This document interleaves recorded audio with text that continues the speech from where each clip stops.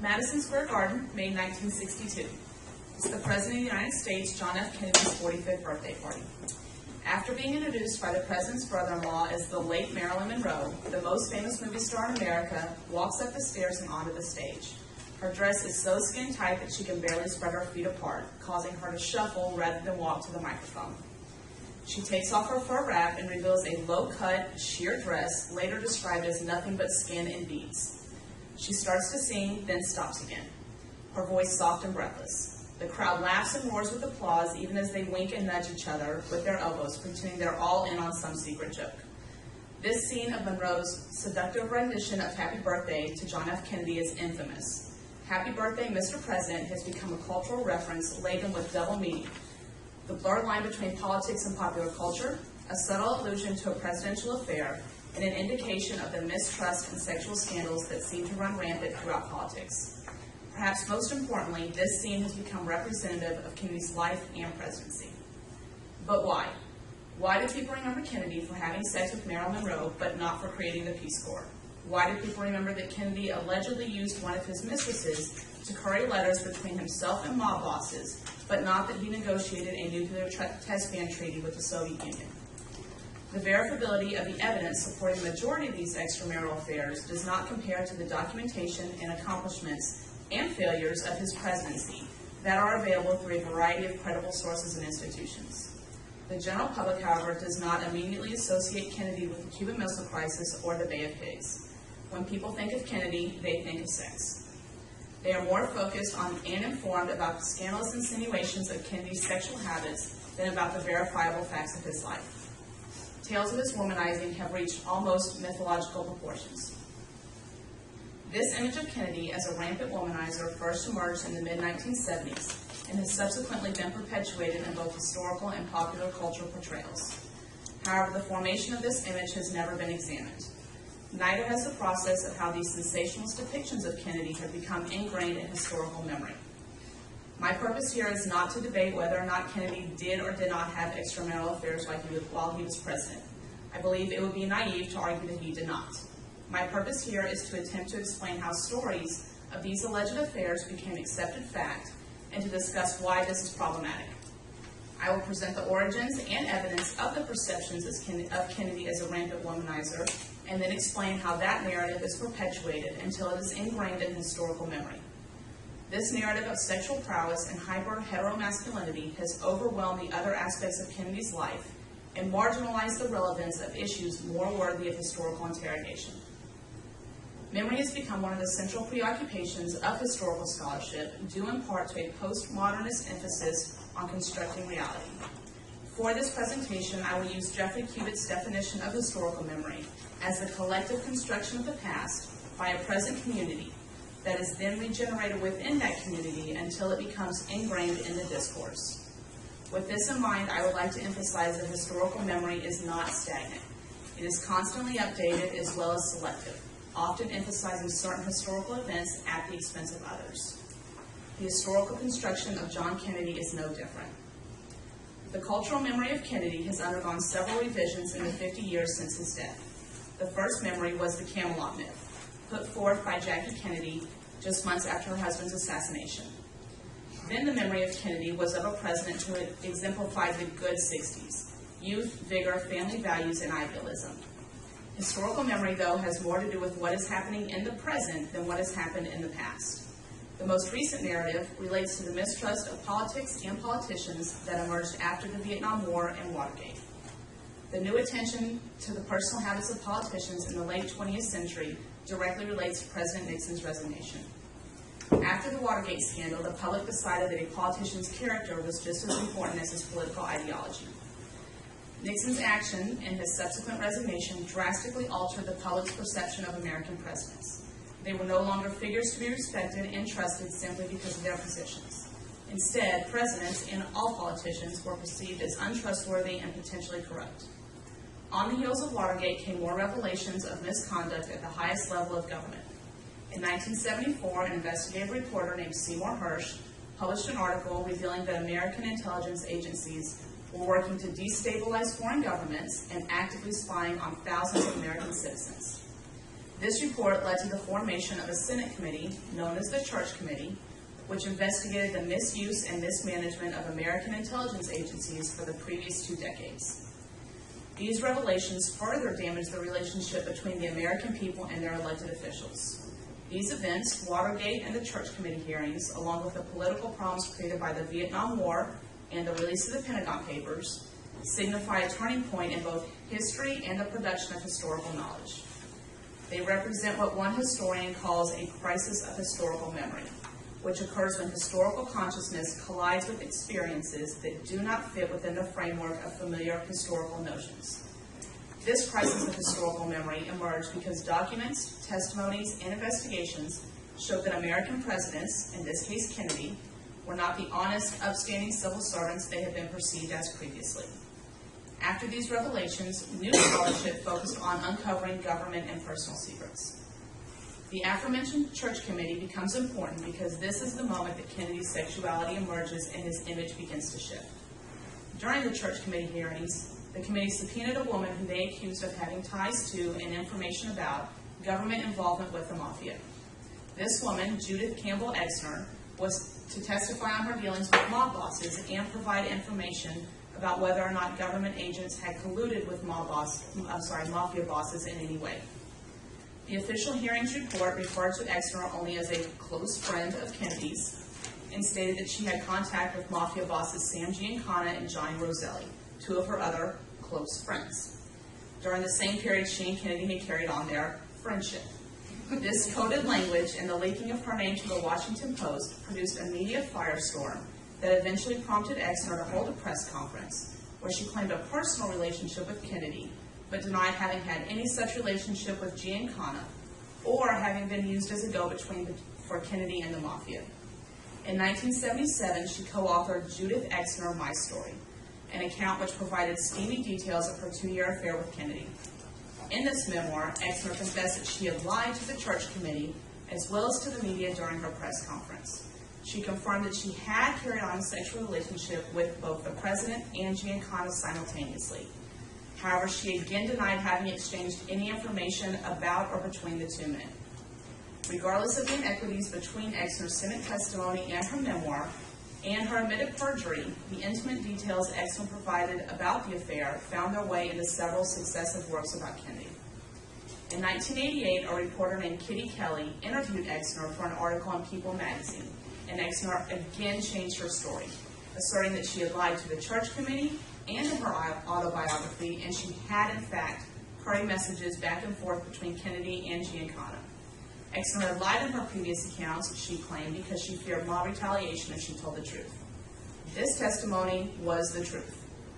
However, in 1996, her story changed again when she granted separate interviews to Liz Smith of Vanity Fair and Seymour Hersh, the same reporter who had written the article that led to the Church Committee investigations, for his expose on the Kennedy years entitled The Dark Side of Camelot.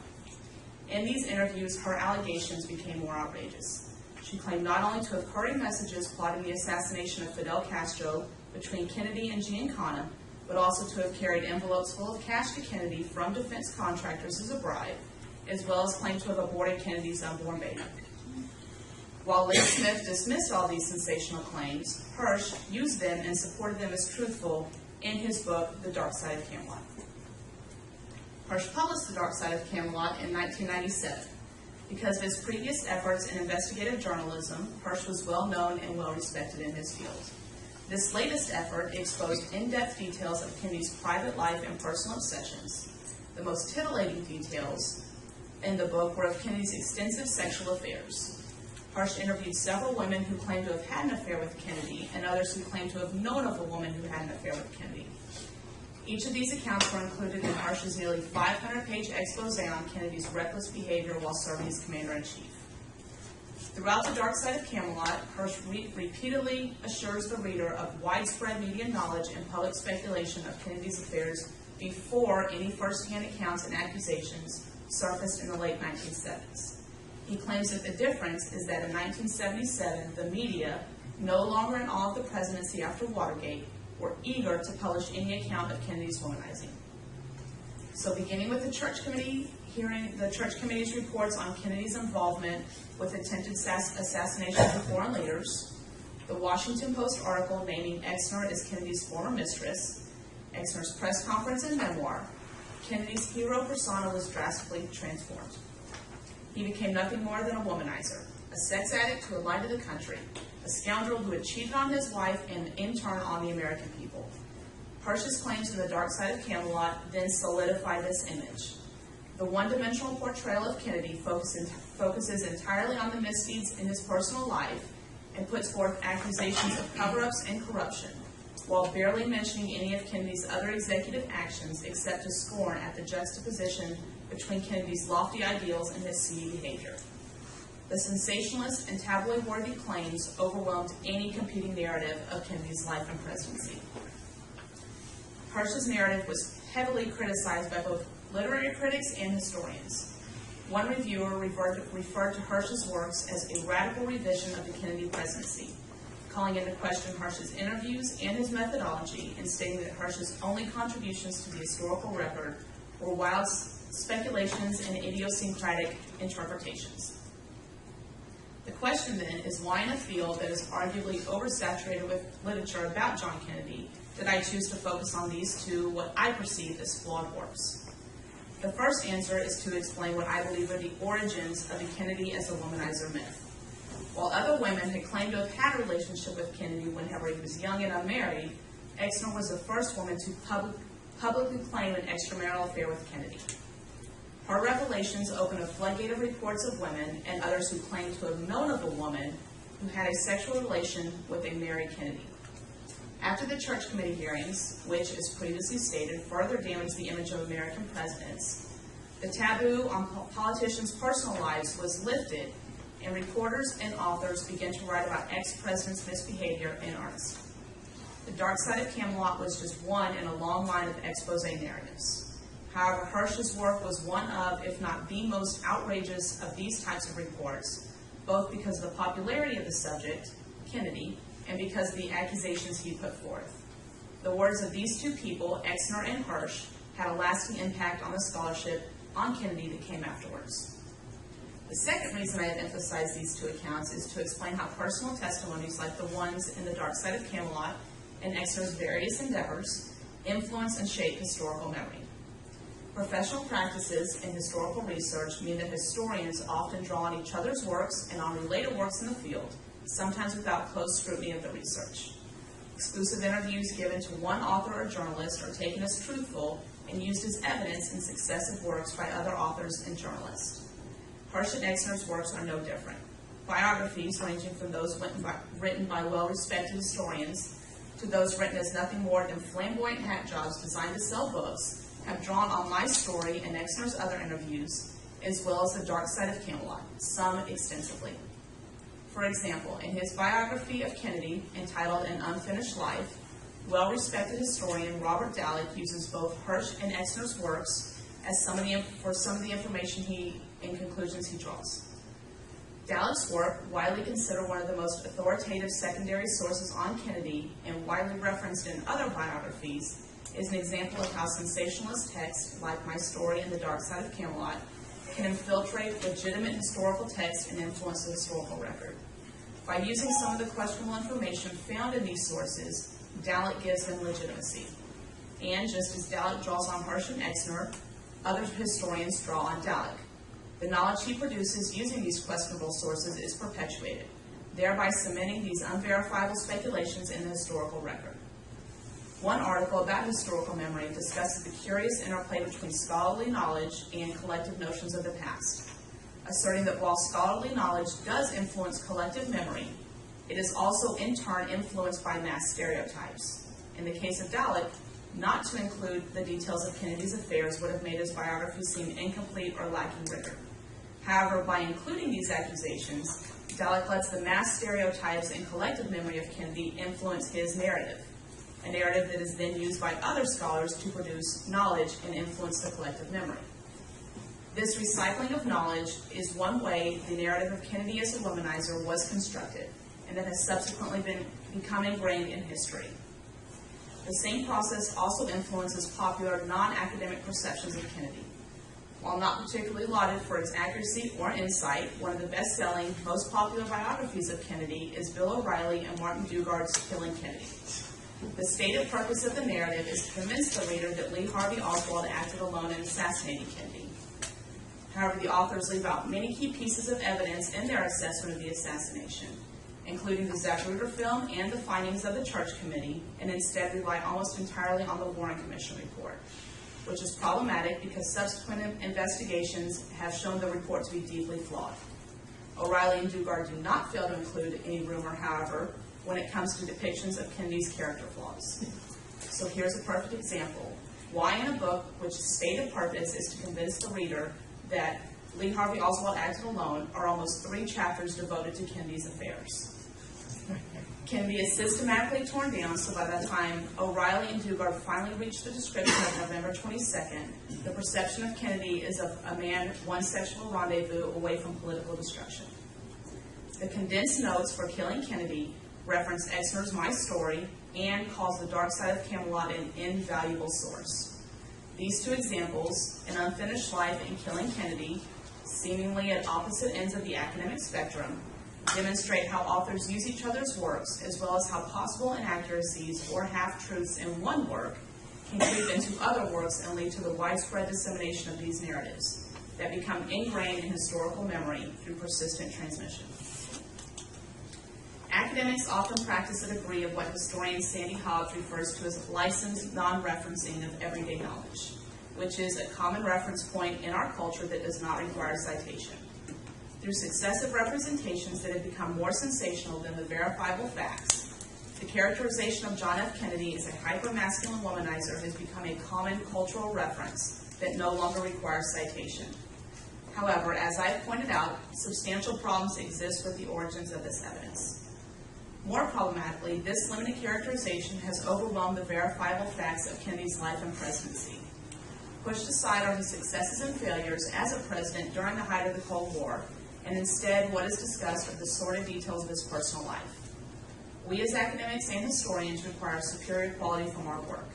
This includes a harsh evaluation of what we see and read. We emphasize the need for substantial and credible primary sources and reject current views in our interpretations. So, instead of practicing licensed non-referencing, let us re-examine what constitutes credible evidence and practice close interrogation of the sources we use to understand how and why historical narratives, like the ones surrounding John F. Kennedy, have come to dominate historical memory. To that end, I would like to leave you with a quote from Kennedy himself. He said, "For the great enemy of the truth is very often not the lie, deliberate, contrived, and dishonest, but the myth, persistent, persuasive, and unrealistic. Too often we hold fast to the cliches of our forebears. We subject all the facts to a prefabricated set of interpretations. We enjoy the comfort of opinion without the discomfort of thought."